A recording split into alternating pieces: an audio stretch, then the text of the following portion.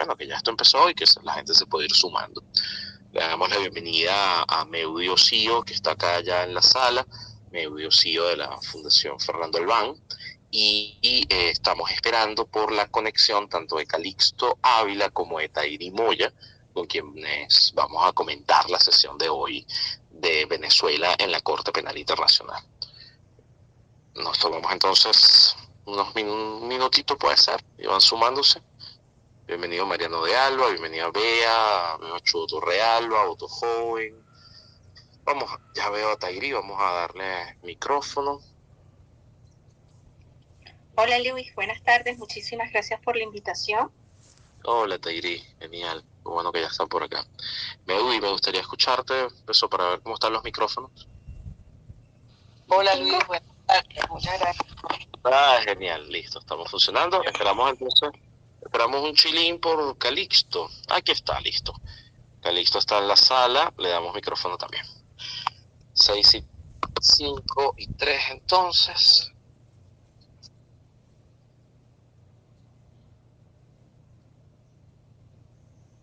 Bien. Vale, les recuerdo unas cosas. Primero, ayer fue el primer día de la audiencia de apelación en la Corte Penal Internacional. Hicimos un análisis con Ali Daniels, con Simón, que está en la sala también, Simón Gómez, y con tanto Elvira como José Pernalete. Esa grabación la encuentran disponible en la cuenta Twitter de CEPAS, también en la mía. Hay varias más que ya lo han puesto. Es una grabación de 1 hora que contiene muchas buenas declaraciones de los cuatro, hablando del aparato de justicia en Venezuela.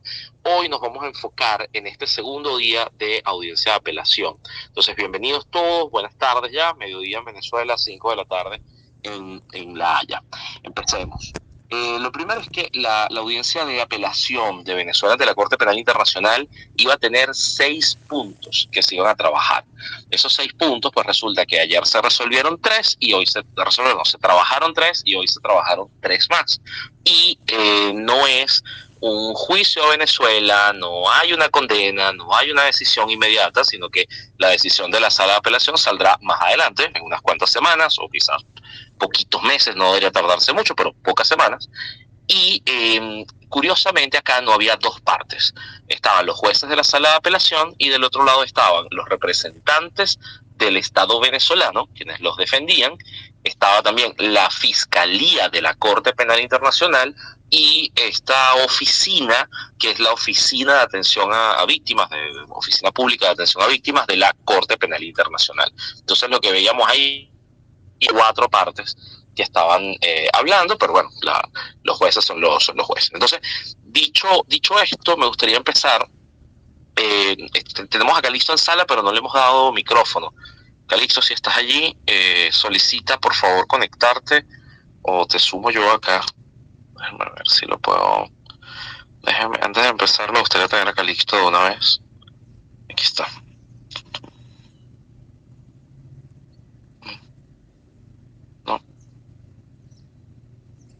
No, me gustaría que el CEPAS, que es el anfitrión, tiene que invitar a Calixto o convertirme a mí en co-host, co-anfitrión.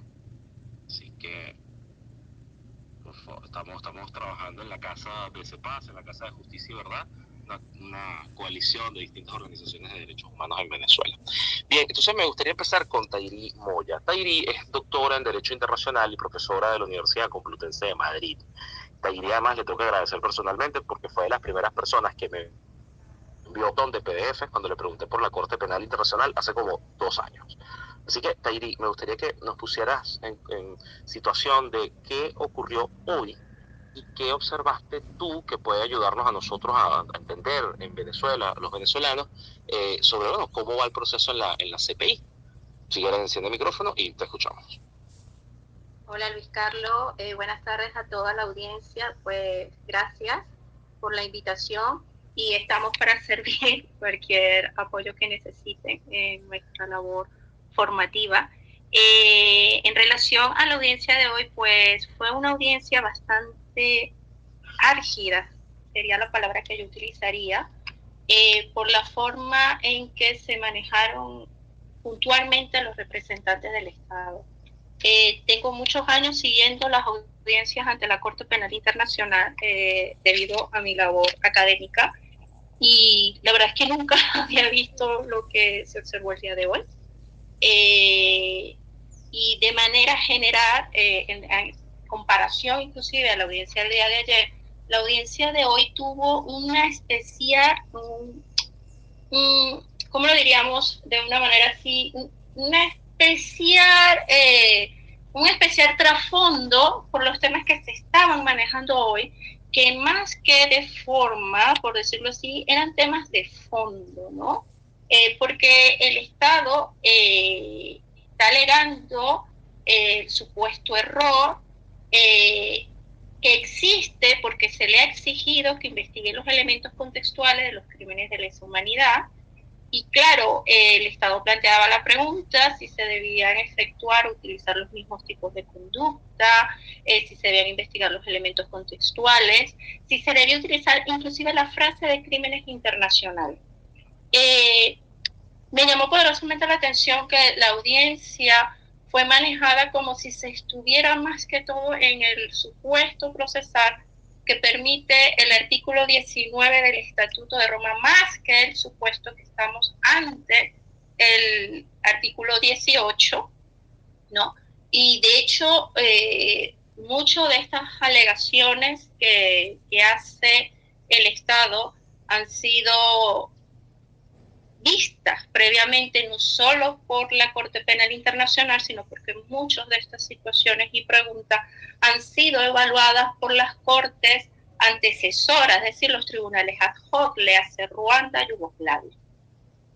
Ahora bien, veo que se hizo también especial énfasis en el tema de por qué debían ser juzgados altos mandos y por qué no. La existencia, la configuración de un posible eventual, si existe o no, ese plan criminal. Y creo que es importante destacar a la audiencia y en especial a todas aquellas personas interesadas, porque es algo que he notado mucho en el público venezolano, ¿no? Y en muchos comentaristas que se encargan solo de hablar, por ejemplo, de cadenas de mando, ¿no? Y limitarse al momento de establecer responsabilidades al tema de cadenas de mando, si se quiere también, es desvirtuar el contenido de la función principal de la Corte, que es el manejo de la responsabilidad. ¿Por qué digo esto? Porque sencillamente en los argumentos que se esgrimieron el día de hoy, una parte hablaba mucho de responsabilidad, por ejemplo, la Fiscalía y la Oficina de Víctimas.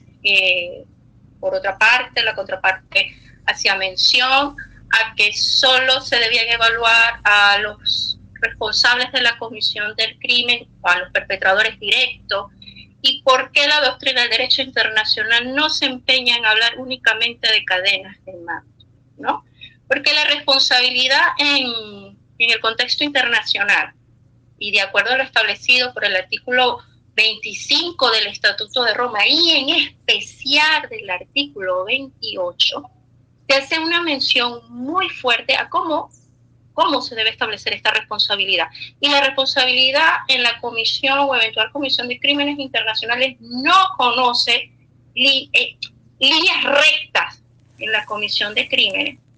Y eso es algo que la Fiscalía trataba de dejar claro hoy al indicar quiénes eran los presuntos responsables, mientras que la contraparte le hace el abogado del Estado venezolano, decía que no se debían enfocar en altos mandos, porque la responsabilidad en el plano internacional o esa responsabilidad individualizada puede ser colateral, puede ser de arriba hacia abajo, de abajo hacia arriba. De hecho, la Fiscalía lo trata de explicar. Puede ser líneas cruzadas totalmente. Hay líneas que no existen de mando establecidas directamente porque son totalmente inexistentes. Hay estructuras donde no existen. Y esto ha sido así establecido, inclusive por el Tribunal Especial para Sierra Leona, en muchos de sus casos, en especial en grupos subversivos, grupos de civiles que necesariamente no pertenecen a una organización, y por eso Es una de las cosas que hay que rescatar de la audiencia del día de hoy. Igualmente, hay que destacar es lo que se hizo mucha mención, que no cabe al respecto o en este momento procesar, que era hablar de que solicitar de que se informase cuál era el presunto o plan criminal, puesto que si bien la Fiscalía lo puede intuir, ¿no? Lo puede intuir perfectamente, como lo han hecho a lo largo de la historia de los tribunales de jurisdicción internacional, no es algo que se manifiesta ahorita, porque a raíz de la construcción de los casos potenciales, es decir, que se conoce como casos potenciales para que nos entendamos todos, pues que los casos potenciales se selecciona un grupo de hechos ocurridos en una determinada línea de tiempo que tengan similitudes en la comisión de los presuntos crímenes, en los patrones que se han implementado, para evaluar, ¿no? Y determinar de manera global cuál es la razón de por qué se cometen esos crímenes, ¿no? Y de allí, ¿por qué en este momento no existe y no se podría firmarle a determinación de la existencia de un plan criminal? Porque para que la Fiscalía lo pueda decir, tiene que tener ya investigaciones bastante avanzadas, considerando esos casos potenciales, y poder desdibujar de manera clara, ¿no? De manera clara, cuál es el indicio, con las pruebas que tengan, cuál es ese plan. Entonces eso no era debatible el día de hoy tampoco. Y así tenemos varias figuras. Claro, Tairi, muchas gracias. Vamos a ir como repartiendo los derechos de palabra para entender, y que quiero hacer varias aclaratorias. Y lo primero es que es absolutamente inédito que Venezuela esté en un proceso de la Corte Penal Internacional. No había pasado con ningún país de América, entonces tampoco es que tenemos experiencia en esto, todos entramos nuevos y por supuesto que hay que ir entendiendo este asunto, y además la noción de justicia que podemos tener en Venezuela pues se parece más a ver una serie de televisión o a ver a la doctora Polo, porque es que ni siquiera para todo es justicia ahí dentro de Venezuela. Entonces entiendo que son temas complejos que hay que ir desgranando, y por eso me gustaría que seamos como pedagógicos para ir, o sea, entender hoy cómo quedamos, o sea, cómo queda Venezuela, cómo queda el caso. De alguna manera hoy las víctimas ganan algo, fueron reivindicadas. Eso me gustaría irlo desgranando en este rato de conversa. Así que le doy la palabra a Calixto Ávila. Calixto Ávila trabaja en Provea, es profesor también, vive en Europa y hace seguimiento de estos mecanismos internacionales. Y Calixto, quería empezar con algo, y es que hoy se iban a tratar tres temas, ¿no? Decían, el supuesto error, que creo que tienes un feedback gigante. Calixto, el supuesto error al exigir al Estado que investigue elementos contextuales de crímenes de lesa humanidad. Eso se iba a trabajar hoy, investigar elementos contextuales. Hoy se habló mucho de eso, me gustaría que aclararas qué significa. Y el otro punto era el supuesto error, decían ellos en la apelación, de exigir al Estado que investigue crímenes internacionales. Entonces también vimos una discusión sobre qué crímenes se van a investigar, qué son crímenes internacionales, o si hay soberanía dentro de Venezuela para investigar sus propias cosas. ¿Cómo entendemos esto? Así que, Calixto, tienes la palabra. Sí, muchas gracias, Carlos, por la oportunidad un poco de abordar estas 2 días de sesiones que han sido bastante complejos, como lo dices tú. Efectivamente, los motivos de apelación son muy variados, y el Estado pues se ha dado a la tarea de ilustrar estos diferentes alegaciones, ¿no?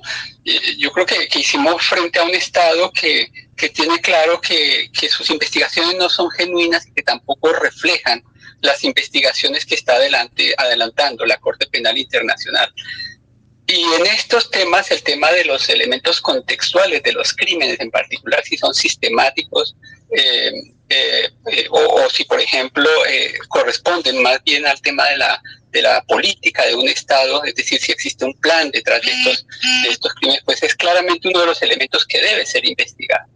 Una de las características de la intervención del Estado hoy fue esencialmente ratificar su posición que ha venido sosteniendo, es decir, que no se han cometido los crímenes por un lado, y por el otro lado que tampoco hay una política. Es decir, que si no existen crímenes contra lesa humanidad, obviamente pues no va a aceptar que existe una política de un Estado de cometer un ataque contra una población civil y prefiera plantearlo como hechos aislados, hechos individuales. Entonces esto plantea, por un lado, el hecho de que está descalificando la posibilidad de que exista una política, pero por otro lado, el gran inconveniente es que sigue mostrando que solamente está investigando los mandos bajos. Hoy presentaba el Estado como gran cosa la existencia de 3 tenientes coroneles investigados dentro de los diferentes agentes del Estado que fueron mencionados. Y esto es realmente ínfimo, teniendo en cuenta que después de teniente coronel tienes en la cadena de mando los coroneles y luego tienes 4 niveles de generales en el caso de Venezuela. Es decir, que mal podría afirmarse que se estén investigando las cadenas de mando, en particular en los niveles más altos.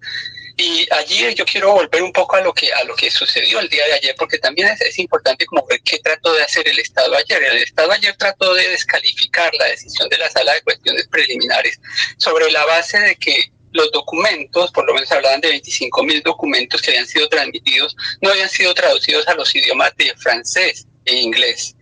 Y esto viene un poco de la mano de su estrategia, que ha sido una estrategia permanente, que ha sido de llenar de información a la Corte Penal Internacional, enviar información que no es pertinente, pero que constituyen estos 25.000 documentos, y al final vinieron a utilizar ese mismo argumento para descalificar la decisión de la Sala de Cuestiones Preliminares, diciendo que como no habían sido traducidas la mayoría de estos documentos, la Sala de Cuestiones Preliminares no había podido tomar una decisión razonable al momento de autorizar al fiscal Karim Khan.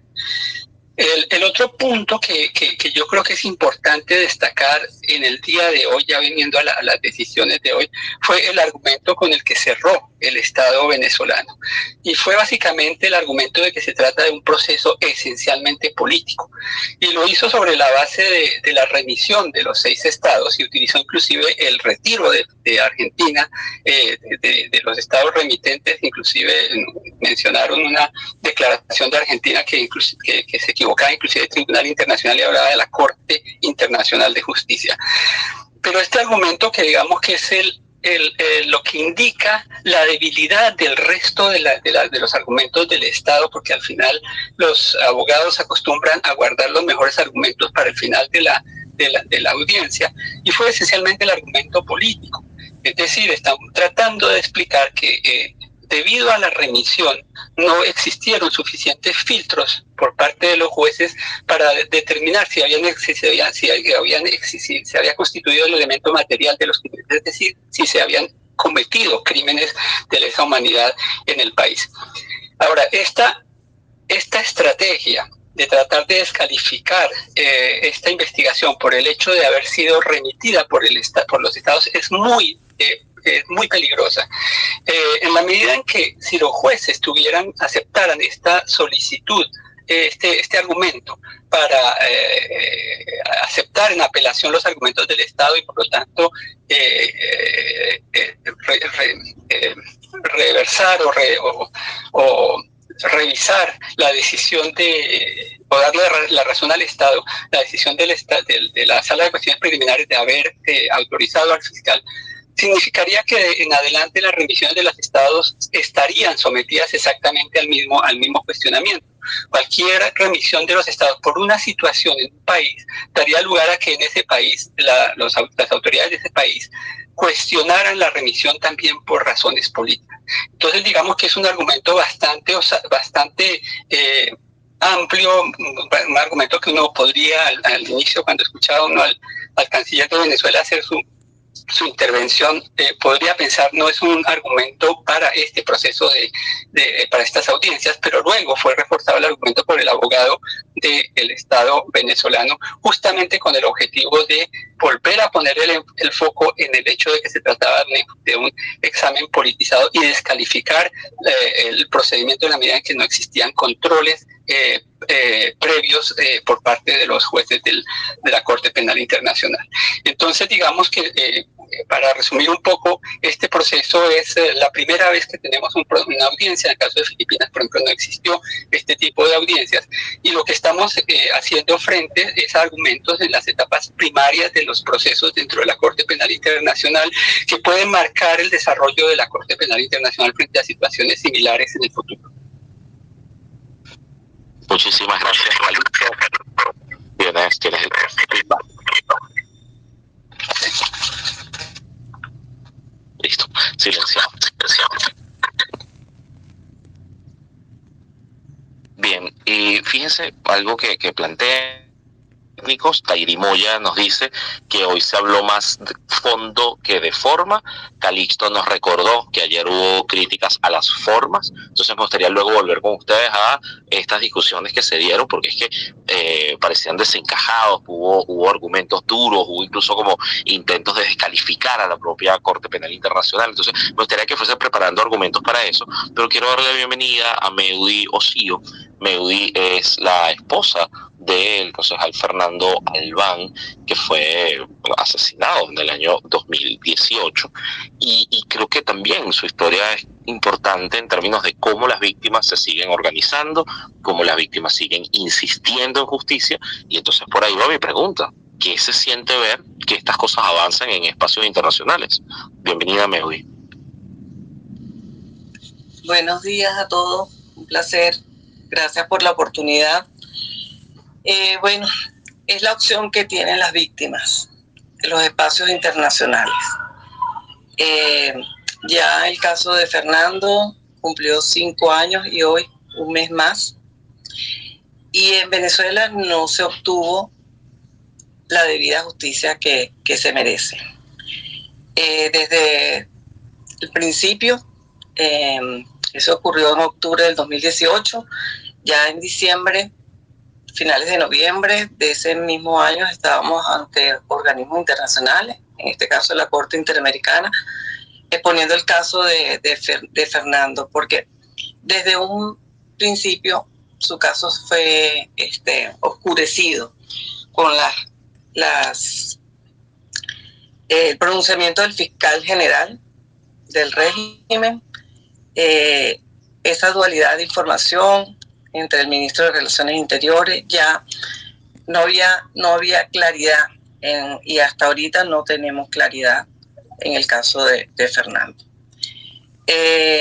La opción que nos queda a las víctimas familiares es acudir a los espacios internacionales con mucha esperanza y fe de que en algún momento se consiga esa justicia merecida. Ahora Meudi, justamente con el caso de Fernando Albán ha ocurrido que el Estado juzgó a personas de muy bajo rango. Y hoy una de las discusiones que se estaba dando en el espacio de la Corte era eso justo.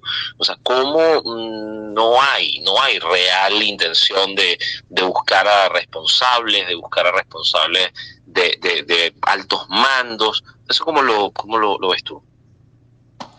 Me parece, inaudito que la línea de mando, en el caso particular de mi esposo, que no sea investigado.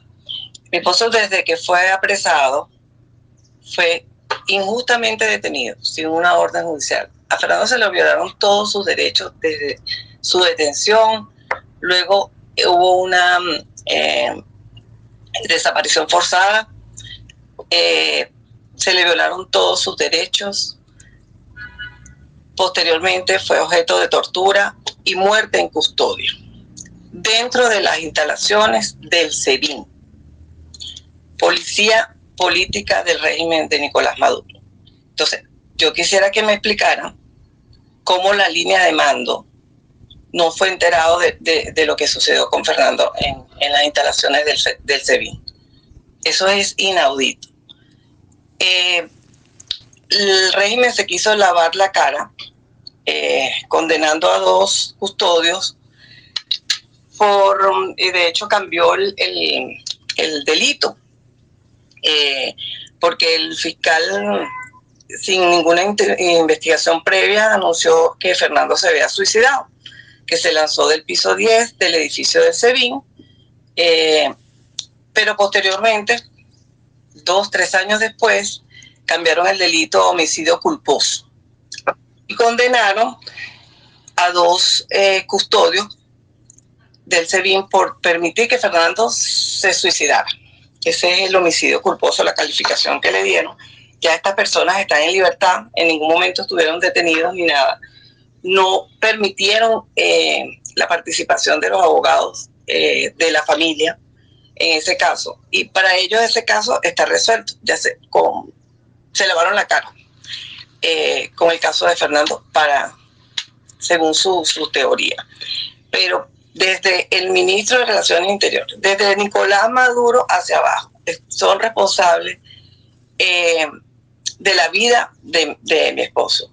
Estando en unas instalaciones policiales del mismo régimen, y resulta que nadie sabe nada, no hay nada, no hay ninguna responsabilidad ni siquiera por omisión, por acción u omisión. Eso a mí que me lo explique, porque realmente en el caso particular, y así está el capitán Acosta Arévalo también, en el caso del capitán Acosta Arévalo y muchos casos más, que la línea de mando está involucrada desde el presidente de la República, inclusive en esos hechos ocurridos en Venezuela. Muchísimas gracias, Meudi. Y bueno, justo como estamos en un espacio para aprender todos juntos, fíjense qué pasa. Cuando yo presenté el caso Albán hace unos minutos, dije asesinado en 2018. Quizás es una palabra excesiva utilizar asesinado, se debe utilizar presuntamente, aunque haya habido ya una acusación de homicidio, se tiene que decir muerte bajo la custodia del Estado, que es lo correcto en términos del lenguaje. Me gustaría que Calixto o Tairí me ayudaran en eso, y que además me respondieran por qué el representante del Estado venezolano dijo que el discurso de las víctimas son solo sentimientos y retórica. Tairí, Calixto. Tairí. Sí, escucho. En cuanto al término a utilizar, hasta que no se pruebe nada en corte, ¿no? En el argot de la corte sería presunto asesinato, ¿no? Presuntos asesinatos hasta que se pruebe que efectivamente los hechos ocurrieron así. De hecho, se suele llamar muchísimo la atención de manera, hablando a que los abogados utilicen la terminología adecuada, porque hasta que no exista sentencia firme de cara a la Corte Penal Internacional o de cara a cualquier tribunal internacional, donde se pueda, y todos, inclusive los acusados, tienen derechos que en el proceso se deben respetar. Y aunque estemos en la esfera del derecho internacional penal, la vertiente de derechos humanos roza, ¿no?, este tipo de procedimientos. Hasta que no se pruebe lo contrario, usted no puede ser señalado como total responsable en términos jurídicos. Ahora bien, en atención a tu segunda pregunta, Luis Carlos, por favor, ¿le podrías repetir? Sí, el representante, en este caso el defensor del Estado venezolano, dijo que los discursos de las víctimas son sentimientos y retórica, como si eso no tuviese ningún valor. Ok. En el cierre de la representante de las víctimas se ha dicho estuvo impecable, fue muy contundente, de hecho lo hizo en español, ¿no?, para que quedase claro de cara a las víctimas que ella estaba transmitiendo su mensaje.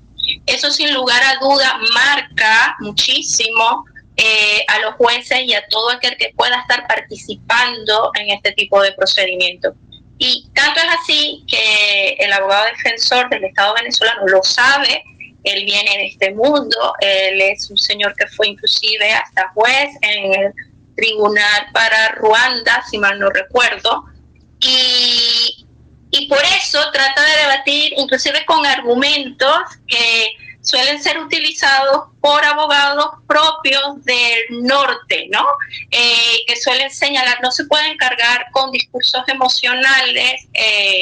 Esto es algo meramente cultural, ojo, pero también hay un aporte de advocacy, ¿no?, que él ve lo contundente de las palabras de la defensa y por eso adopta este error de atacar con esta forma, de contrarrestar de esta manera las palabras que ella dijo. Puede chocar muchísimo, a otros, dependiendo de la tendencia, les puede agradar, porque en el mundo hay de todo y más en el mundo del derecho internacional penal, pero esto, como se lo comentábamos esta mañana entre compañeros, es advocacy, ¿no? Y en las cortes suele observarse inclusive argumentos que pueden ser hasta más hirientes. Hay que señalarlo, porque el deber de ese abogado es defender a su cliente. Entonces es algo que también se debe valorar en este contexto.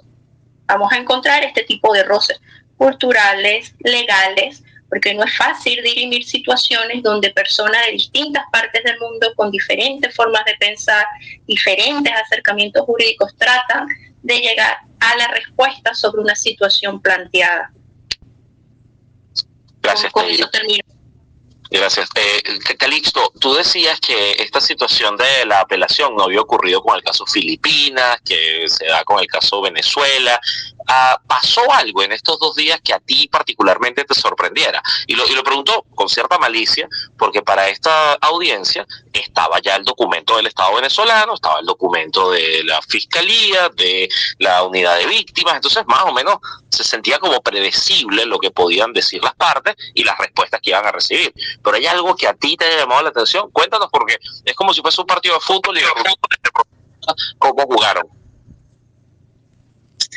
Mira, una de las cosas que más no deja de sorprender es de todas maneras el recurso a un lenguaje descalificatorio durante los debates en la Corte Penal Internacional, porque estamos acostumbrados a este tipo de lenguaje por parte del Estado venezolano en el Consejo de Derechos Humanos. Por ejemplo, no hay que olvidar el último debate del informe de la misión de determinación de hechos y posteriormente el comunicado de la Cancillería descalificando aún en términos mucho más severos a los miembros de la misión de determinación de hechos. El solo hecho de que el Estado abandone, el embajador del señor Maduro en Ginebra abandone la sala una vez haga su intervención y no escuche ni a los expertos ni escuche a los demás estados, pues es una muestra clara de falta de respeto al protocolo.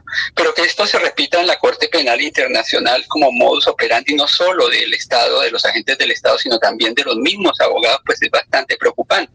Obviamente, como bien dice Tairi, pues esto es parte de la forma de hacer defensa o de defender un caso en tribunales nacionales e internacionales, pero no deja de ser sorprendente que rompan inclusive los mismos reglamentos de la Corte Penal Internacional. Por eso hoy lo más sorprendente fue que el primer acto del presidente de la sala de apelaciones fue llamar la atención sobre el lenguaje utilizado el día anterior, en donde el abogado del Estado descalificó a los miembros de la Oficina para la Defensa de las Víctimas, descalificó como falta de profesionalismo, utilizó esa palabra, pero además utilizó otro descalificativo hacia los miembros de la Fiscalía y de la Oficina para la Defensa de las Víctimas. Pero también en algún momento el mismo abogado le preguntó al presidente de la Corte, de la sala de apelaciones, si lo estaba aburriendo con su discurso. Eso dio lugar al llamado de atención del día de hoy. Estamos acostumbrados un poco a eso. Por eso la intervención para descalificar inclusive a las víctimas y señalarlas como simplemente manifestaciones de solos sentimientos estaba dentro de esa dinámica impuesta por la defensa del Estado venezolano. Del otro lado, lo que no deja de ser sorprendente siempre es el profesionalismo de la Fiscalía y de la Oficina de la Defensa de las Víctimas, que no respondieron ellos a las provocaciones de la defensa del Estado. Ellos saben muy bien que este tipo de respuestas pueden afectar negativamente el procedimiento. Entonces, yo creo que en general no hubo nada nuevo que no se pudiera esperar dentro del libreto. Tal vez el hecho de que el Estado siempre ha sido, no solamente, como decía yo, ha llenado a la oficina del fiscal de información que no es pertinente, que no es idónea, pero que genera un enorme trabajo, pero también que el gran problema es que el Estado termina alegando su propia culpa, no solamente en la Corte Penal Internacional, sino ante la misma, en el mismo Consejo. Recordemos que uno de los argumentos recurrentes del Estado en el Consejo es descalificar a la misión de determinación de hechos por el hecho de que no haya ingresado al país. Pero ¿de quién depende eso? Depende del Estado. El Estado no permite que ingrese la misión y descalifica sus informes porque no ingresa al territorio. En este caso, el Estado repite lo mismo. Alega que la Sala de Cuestiones Preliminares no conoció gran parte de estos 25.000 documentos que transmitió porque no fueron traducidos, pero resulta que la obligación de traducir corresponde al Estado. Entonces yo resumiría resumiría esto en que el Estado usa recurrentemente el alegar su propia culpa y en segundo lugar no renuncia a su estrategia de descalificar las instancias internacionales, el Consejo de Derechos Humanos e inclusive la Corte Penal Internacional. Ya lo ha hecho en el pasado y con la fiscal Fatou Bensouda debió aguantar varios descalificativos cuando era fiscal de la Corte Penal Internacional, y recordemos que también con el fiscal Khan él se inauguró también con varios descalificativos que fueron luego poco a poco moderados por voceros del Estado venezolano. Calixto, me permito... Ya te silencié. Me permito repreguntarte si es normal que hable el canciller de Venezuela. Si es su rol estar allí, él maneja esos términos. ¿Qué pasa con la defensa de Venezuela? Porque uno se imaginaba quizás que con todo el dinero que se ha utilizado, por ejemplo, para defender a Alex Saab y cosas similares, se pudiese decir, bueno, quizás aquí hay un montón de gente bien preparada que contrataron para hacer la defensa. Y lo que vimos más bien fue una defensa política. ¿A qué crees que se debió esta estrategia? Esta estrategia se basa básicamente, creo que en la debilidad que tiene el Estado para realmente hacer una defensa en términos jurídicos dentro del proceso. Sabe que en eso tiene muchos elementos que perder, tal vez temen realmente que la decisión o tienen claridad tal vez que la balanza en términos de qué va a decidir la sala de apelaciones es desfavorable a los intereses del Estado y que muy probablemente van a tomar una decisión de ratificar las facultades del fiscal para reanudar la investigación.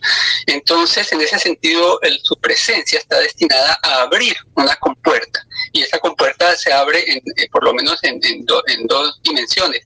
La primera es la descalificación política del proceso para presentarlo como parte de un complot, de una persecución internacional en donde están el Grupo de Lima, Estados Unidos, y de manera que puede a través de esos discursos llevar el proceso a una descalificación de carácter político. Pero la segunda es más jurídica, que es la que completó el abogado del Estado, que es abrir la puerta a descalificar el expediente, porque técnicamente fue producto de una remisión. Inicialmente lo inició motu propio la fiscal Fatou Bensouda y luego vino la remisión. Y con base en la remisión es que no hubo necesidad de que hubiera un control de la sala de cuestiones preliminares al momento en que el fiscal decide abrir la investigación. Y por eso estamos en este proceso de apelación. Entonces también está destinado a descalificar el mecanismo previsto en el estatuto que permite que los estados remitan casos a la fiscalía pidiéndole que abra una investigación. Entonces esto también afectará seguramente situaciones similares en donde existan remisiones de los estados.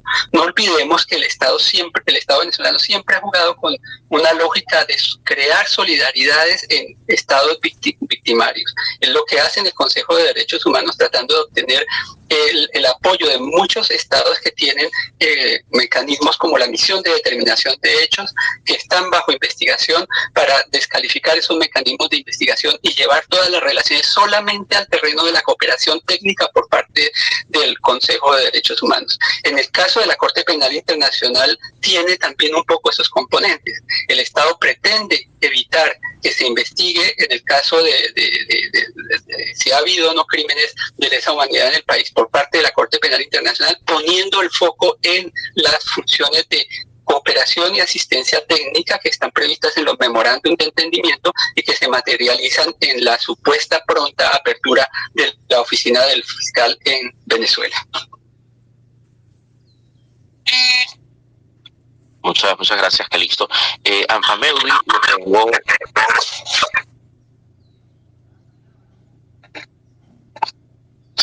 Yo estoy silenciando a Calixto y él también lo hace, entonces marcamos el switch 2 veces, disculpen. Le quiero preguntar a Meudy por un punto que tocó el canciller de Venezuela, y fue decir que, oye, pobrecito el país, porque como tiene unas sanciones, entonces no tiene recursos para, bueno, dedicarse a estos temas, y eso fue como una excusa que desplegó. Pero las sanciones, vamos a decir, sectoriales, las que tienen que ver con el mundo financiero o petrolero, llegaron ya avanzado el año 2019, y el caso de ustedes, Meudy, es de 2018, las protestas fueron en 2017, otras en 2014. ¿Ustedes qué sintieron ese primer 2018 en el aparato de justicia venezolano? O sea, ¿era esplendoroso, era mejor, y fue después de 2019 que todo cayó y se perdió la capacidad de trabajo? O bueno, ¿estamos ante qué? Adelante, Meudy. En absoluto. El aparato de justicia de Venezuela desde el primer momento no funcionó, ni para el caso de Fernando ni para ningún caso. Ahí los recursos estarán dedicados a otra cosa, más bien a mantener a los presos allí, a estar en las manifestaciones, agrediendo y rompiendo a los protestantes en esos años, ¿no? En el 2014, 2017, que fueron la cantidad de asesinatos de estudiantes jóvenes en Venezuela bárbaramente. En ese entonces no existía el supuesto bloqueo económico que argumenta el régimen, pues. Pero sí hay ahorita recursos para, como lo mencionaba, para el equipo de abogados de SAAD, para contratar abogados en el caso de la Corte Penal Internacional, pero para que haya un mecanismo de justicia, unos procedimientos que se cumplan, para eso no hay recursos y no hay la voluntad, más que recursos. No hay la voluntad porque eso es un procedimiento sistemático, aupado y financiado por el mismo régimen de Nicolás Maduro. Por eso en Venezuela, desde el primer momento, no se iba a conseguir la justicia. No hubo acceso al expediente, más bien hubo represalias en contra de los abogados defensores, en mi contra directamente, me fue allanado mi casa. Para eso sí hay recursos. Mi oficina privada, para eso sí hay recursos, pero para llevar una investigación imparcial, legal, que se logre la justicia, no había recursos. No hay recursos ni para mi caso, ni para ningún caso en Venezuela. Ese ha sido el argumento, el bloqueo, supuesto bloqueo que como sabemos recursos hay otras, han buscado en otros países, de otra forma, legales e ilegales, para obtener los recursos que el régimen requiere para lo que le conviene, pero no para impartir justicia y que se sepa la verdad, en definitiva, de todos los casos que ha habido en Venezuela.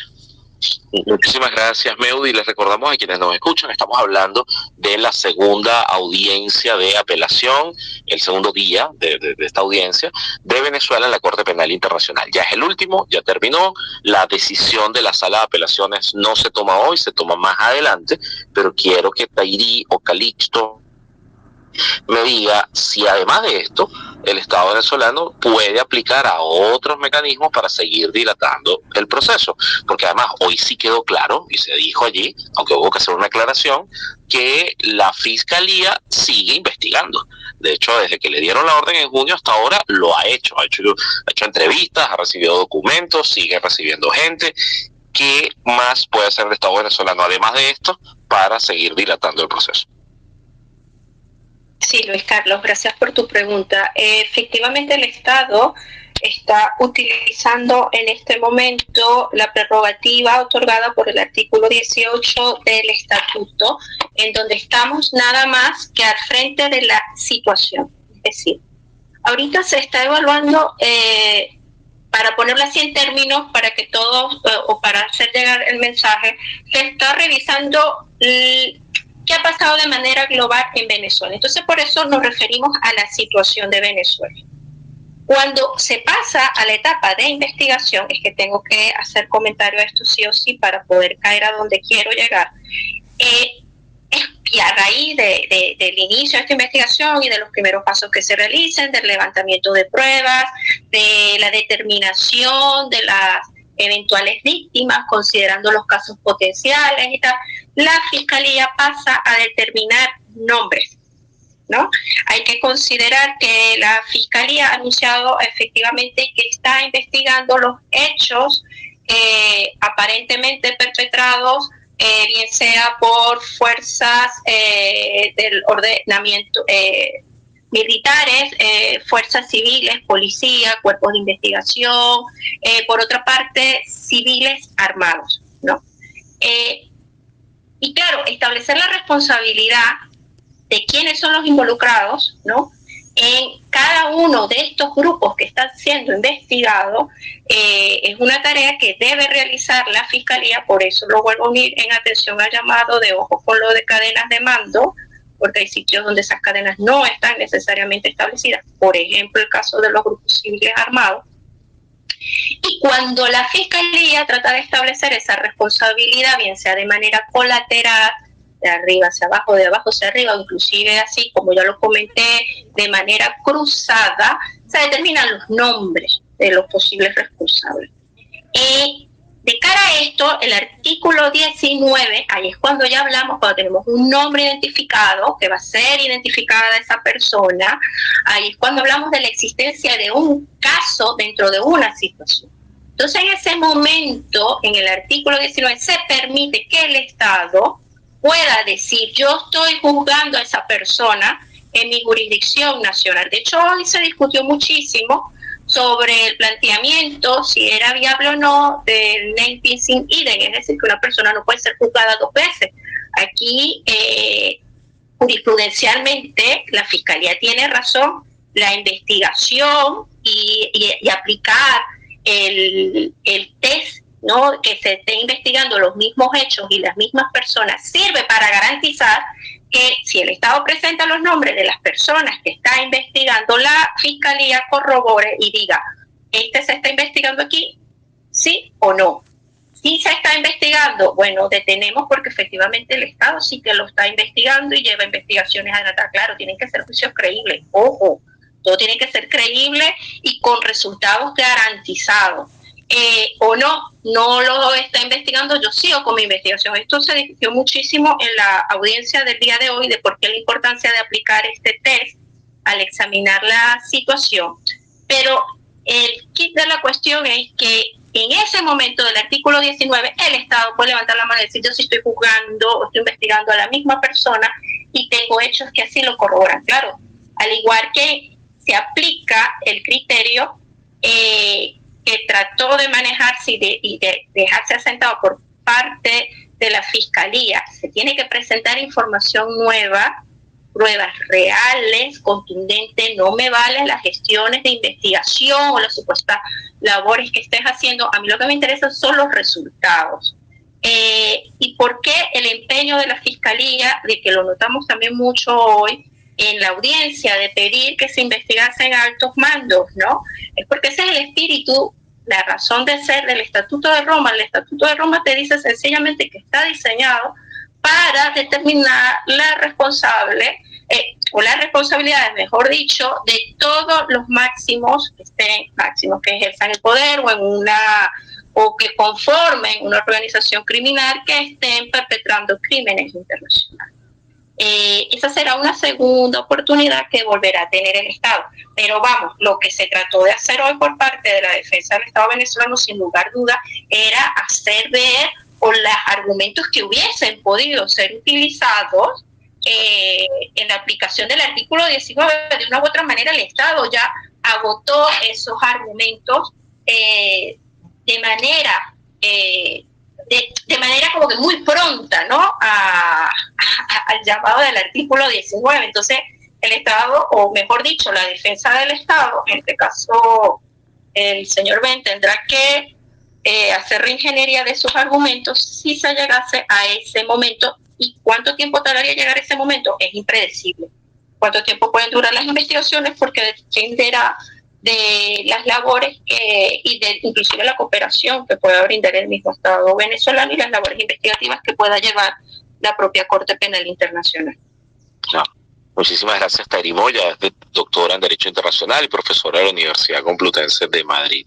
Justo había hecho la pregunta para los que recién se conectan sobre qué nuevas posibilidades hay de seguir dilatando el proceso, y ya nos han narrado algunas, sobre todo esta preocupación que hay de que si el Estado se entera de qué caso es, puede fingir que ya lo está juzgando, y eso nos llevaría a otro terreno, que es el de demostrar, bueno, que los jueces no son elegidos a dedo, sus cargos allí son provisionales, que se está haciendo mal el procedimiento, que hay un montón de cosas que te hacen saber si el proceso es creíble o no. Entonces, son problemas del futuro.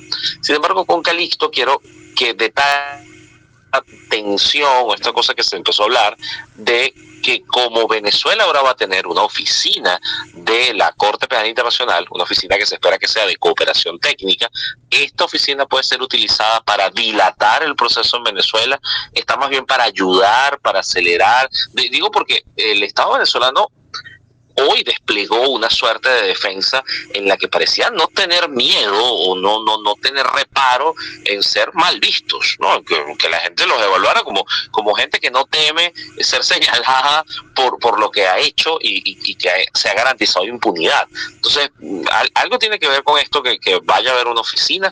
¿Cómo funciona esto, Calixto? Mira, bueno, la oficina del fiscal, que es de hecho un mecanismo bastante nuevo, abierto en donde la oficina no va a depender de la Corte Penal Internacional, sino del fiscal, y eso es muy importante porque el fiscal al mismo tiempo es quien tiene las facultades investigativas. Entonces uno se podría plantear cómo el fiscal puede hacer una separación entre investigación y cooperación y asistencia técnica. Pues ese es el gran reto para una fiscalía en una situación en donde las cadenas de mando están aún en el poder. Entonces eso significa un tratamiento bastante complicado por parte o difícil por parte de la Fiscalía al ejercicio de ese tipo de facultades que son aparentemente podrían en algún momento haber algún conflicto de intereses en la medida en que existe la presencia de una oficina en el terreno y que de repente el fiscal apueste a mantener esa oficina y por lo tanto acepte condiciones por parte del Estado. Eso está por verse cómo va a desarrollarse esa oficina. Por lo pronto, lo que uno puede destacar del establecimiento de esta oficina es la enorme dificultad para el fiscal para poder establecerla dentro del país. La Fiscalía cuenta con recursos aprobados por la Asamblea de Estados Partes desde el mes de diciembre, y en junio ya se había llegado a un acuerdo cuando vino el fiscal al país.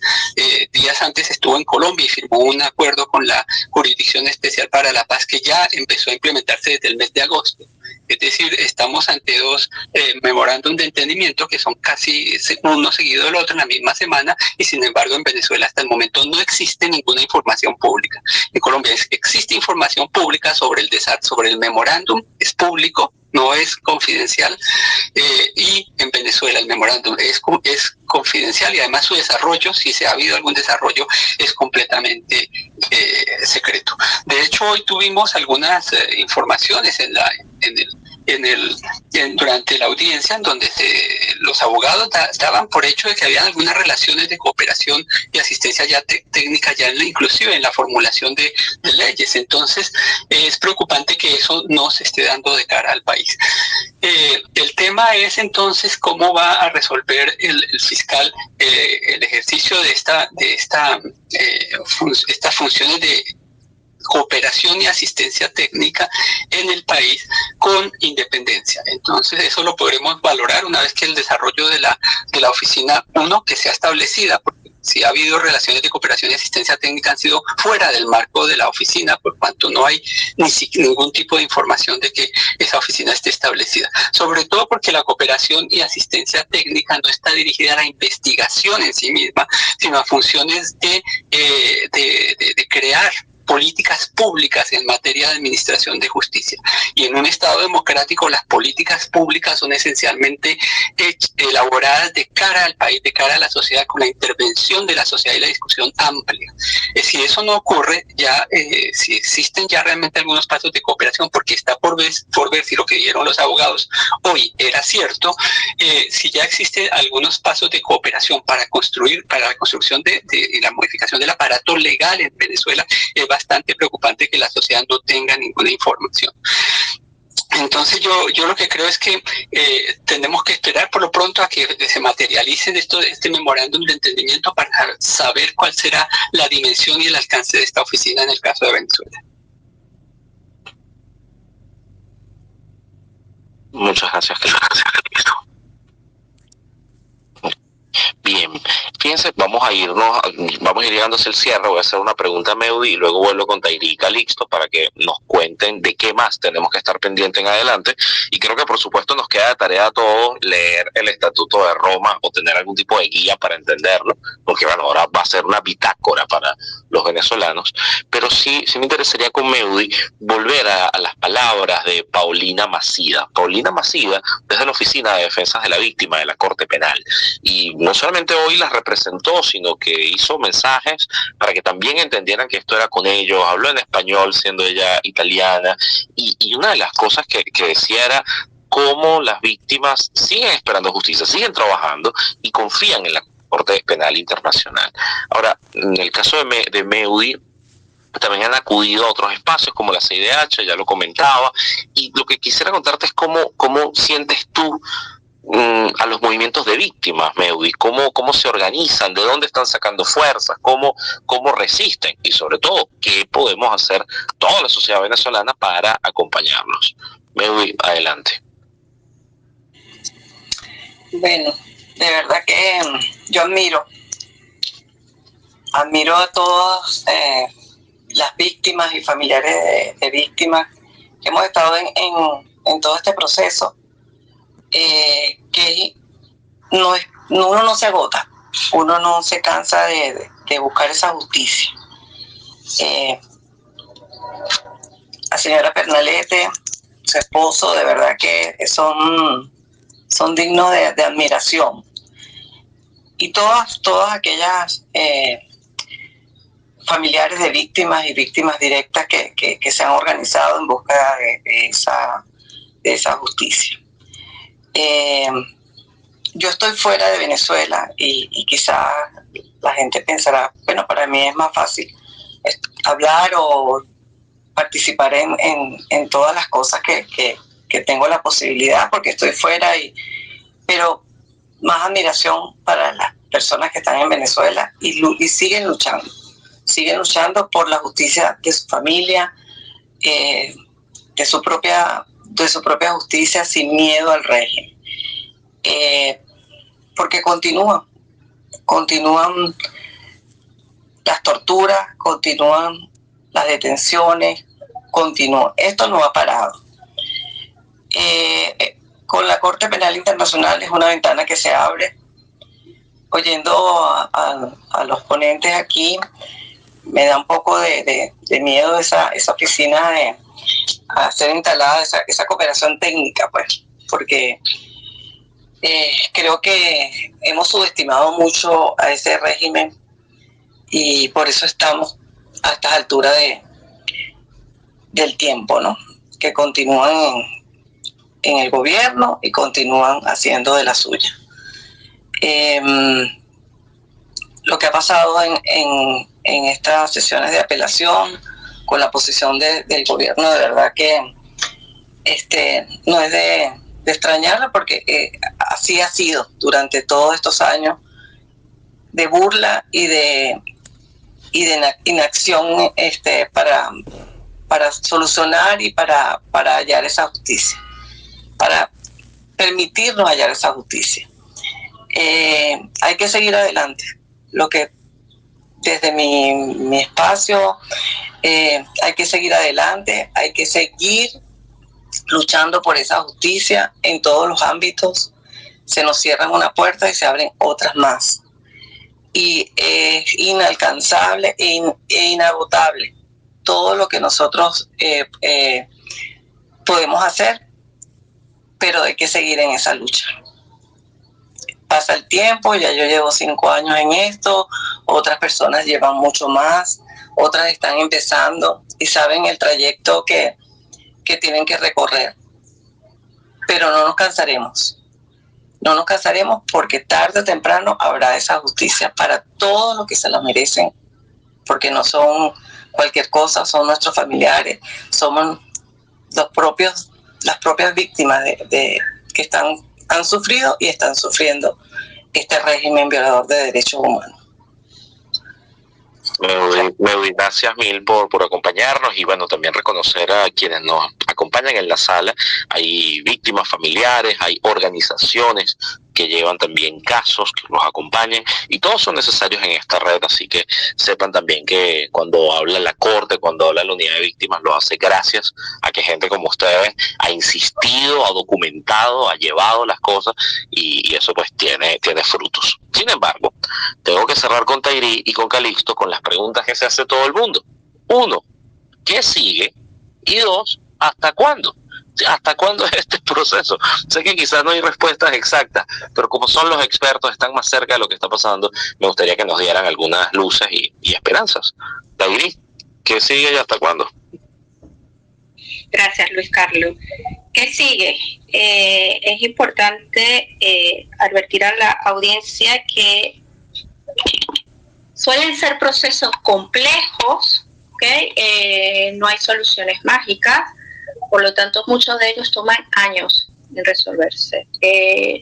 Considero que se tiene que ser justo y transparente de cara a todos los involucrados en el proceso, puesto que decir que una situación va a ser resuelta a la vuelta del mes siguiente sería mentir.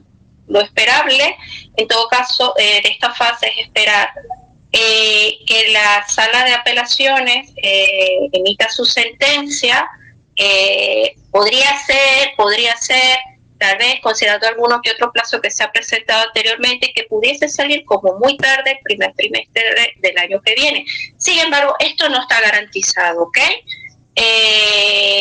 Necesariamente no vamos a encontrar tampoco establecimientos rígidos en las normas de procedimiento y juicio, así como en el estatuto, porque la Corte y sus salas, así como la Fiscalía, necesitan evaluar y contar con los elementos materiales, pruebas, evidencias necesarias para avalar una situación y la determinación de una responsabilidad en el contexto de los casos potenciales que se estén evaluando.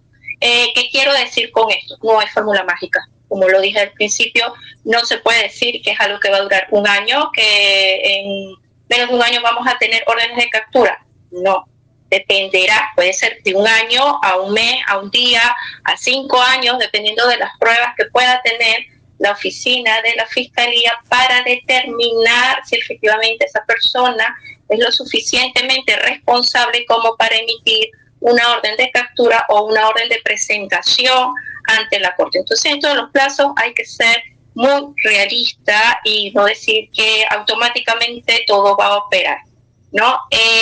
¿Cuánto va a durar? Dependiendo también de la cantidad de responsables que se determinen en la Comisión de los Crímenes Internacionales.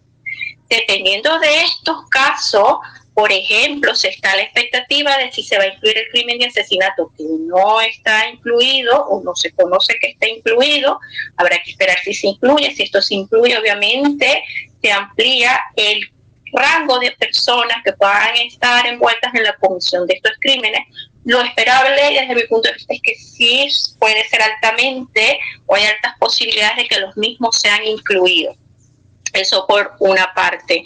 ¿Qué hay que evaluar? Pues probablemente mantener muy separado la evaluación de los hechos que se nos están enfrentando y no evaluarlo desde la perspectiva de violaciones de derechos humanos. Atención con eso. la figura de derechos humanos y la figura de comisión de crímenes internacionales son totalmente diferentes.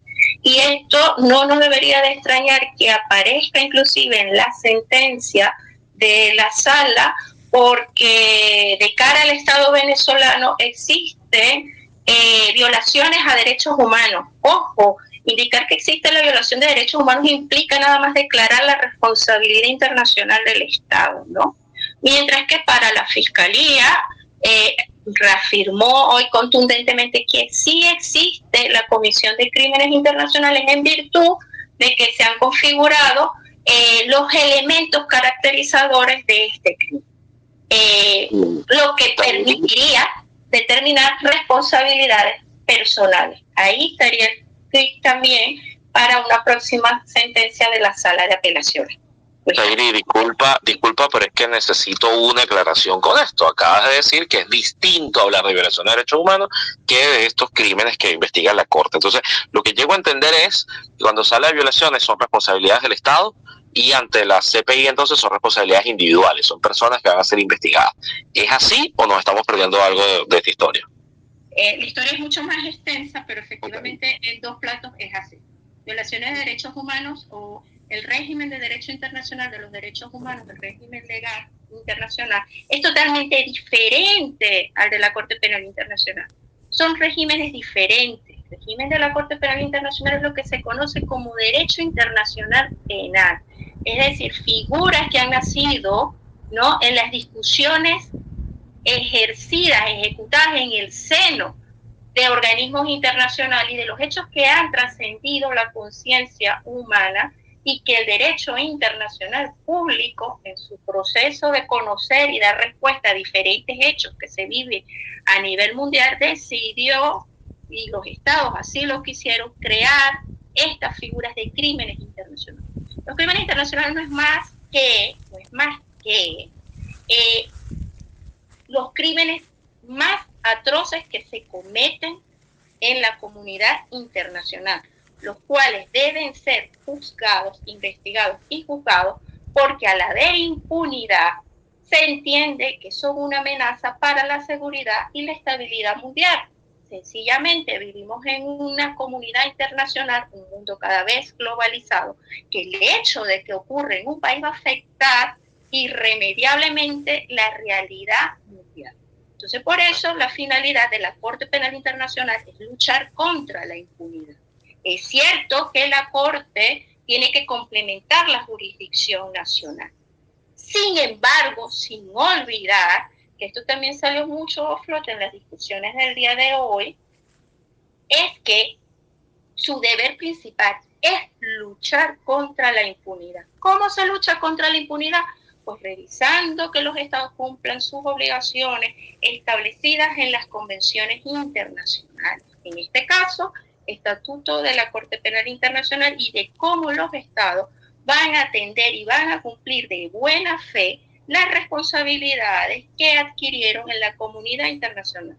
Hubo un consenso por parte del Estado de decir que sí iba a respetar, iba a colaborar, cooperar con la jurisdicción de esta Corte, y eso es lo que se le reclama al Estado, que posteriormente pasará a la Corte a determinar esas responsabilidades particulares. Aquí no se va a juzgar si Venezuela es responsable o no a nivel internacional, eso le competirá a las jurisdicciones de derechos humanos, ¿no?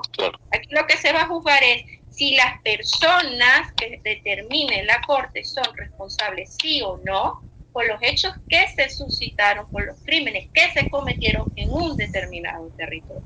Y allí es donde hay que tener cuidado con, o mejor dicho, estar al pendiente de lo que va a decir la Corte. Y de hecho, esto es uno de los fundamentos que maneja el Estado venezolano en su solicitud, es decir, aquí no hay crímenes internacionales, sino violaciones de derechos humanos que pueden ser resarcidos con los procedimientos ordinarios internos, y a lo cual la Fiscalía le dice: no, Estado, usted no me está revisando si efectivamente se cometieron estos crímenes, si efectivamente hay sistematicidad o generalidad en las acciones que se han enfrentado. Usted no me está identificando cuáles son los posibles razonamientos, planes que pueden estar, o léase plan criminal, que en el fondo lo que quiere decir es la razón de por qué esos crímenes se cometen.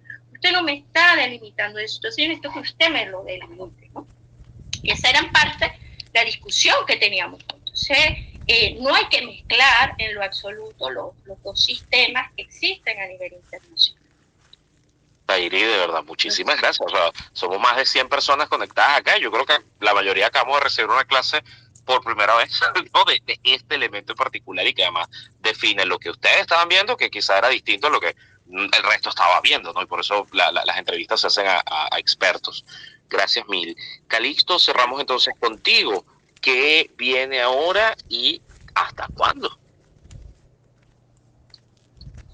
Bueno, yo creo que la pregunta ya ha sido en gran parte resuelta por Tairi. Yo creo que hay una de las reflexiones que más hago en el tema de la Corte Penal Internacional y también del sistema interamericano, cuando se lleva un caso al sistema interamericano, aún también al sistema de Naciones Unidas, cuando es posible presentar casos individuales, especialmente ante los comités de los pactos, es que todos estos procesos son verdaderas maratones, no son carreras de 100 metros.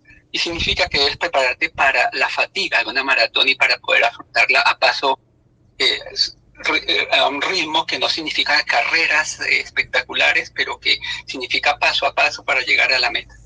Y ese es un poco el gran reto para las víctimas cuando recurren a instancias internacionales. El caso del Amparo tomó muchísimos años, el caso del Caracazo tomó muchísimos años para llegar a decisiones. En el caso de la Corte Penal Internacional, pues tenemos el mismo escenario. Es necesario prepararse para muchos años, ¿no?, de trabajo. De todas maneras, uno de los puntos fundamentales en todo esto es el hecho de que la participación de las víctimas permite que estas instancias no sean cascarones vacíos. Tanto en el sistema de Naciones Unidas y el sistema interamericano, si dejáramos la gestión de esos espacios solamente a los estados, serían un espacio de negociación de crímenes. Yo te perdono estos crímenes y tú me perdonas estos. Pero cuando entra el componente víctimas y organizaciones de la sociedad civil a actuar, la ecuación cambia sustancialmente, y ahí es posible que esos mecanismos den resultados. Por eso es que a estados autoritarios como el Estado venezolano le molesta tanto que existan víctimas actuando ante la Corte Penal Internacional y organizaciones de la sociedad civil capaces de gestionar las instancias internacionales, porque son justamente las que cambian la ecuación. En el Consejo de Derechos Humanos, el embajador del señor Maduro, por periodo de sesiones, interviene en el 98% de las intervenciones que se hacen en el Consejo de Derechos Humanos. A pesar de ser miembro observador, lo puede hacer porque tiene como miembro observador la capacidad de hacerlo, y sus discursos son esencialmente vacíos, dicen lo que quieran porque no hay posibilidad de confrontarle esos discursos de 1 minuto y medio. Pero es muy distinto lo que pasó en el Comité de Derechos Humanos, por ejemplo, donde preguntas técnicas específicas pusieron completamente fuera de base a los representantes del Estado, e inclusive recurrieron nuevamente a la descalificación, como sucedió en el Comité de Derechos Humanos, en donde la presidenta del Comité de Derechos Humanos, como pasó hoy con el presidente de la Corte Penal Internacional, llamó la atención al Estado venezolano. Entonces, el trabajo de las organizaciones de la sociedad civil y de las organizaciones de víctimas es sustancial para que puedan funcionar las instancias internacionales para obtener resultados. Que va a tomar tiempo, obviamente va a tomar tiempo. Que va a necesitar calificarnos mucho más, porque ahora, como lo decía Tairi muy acertadamente, la experiencia en derechos humanos es distinta a la experiencia del derecho internacional penal. Son ramas distintas del derecho. Eso supone que toda la experiencia acumulada por las organizaciones venezolanas y las organizaciones de víctimas en el sistema interamericano y ahora en el sistema universal en las Naciones Unidas, pues va a tener que ser complementada con el manejo de la Corte Penal Internacional, que es una cuestión también de expertos. Necesitaremos expertos, pero también necesitaremos víctimas capaces de comprender la dimensión del dossier y que puedan aportar con todos los elementos probatorios que son necesarios para llevar un caso ante la Corte Penal Internacional. Hay que recordar lo que dice el fiscal Karim Khan cada vez que le preguntan si sus actuaciones, por ejemplo, o insinúan actuaciones políticas o una actuación parcializada de la Fiscalía. Él dice claramente, lo que debe hacer la Fiscalía es seguir la evidencia. Y eso significa que las organizaciones de víctimas y las organizaciones de la sociedad civil deben dedicarse a proveer la evidencia para que la Fiscalía pueda fortalecer su posición en la Corte Penal Internacional. Pues bueno,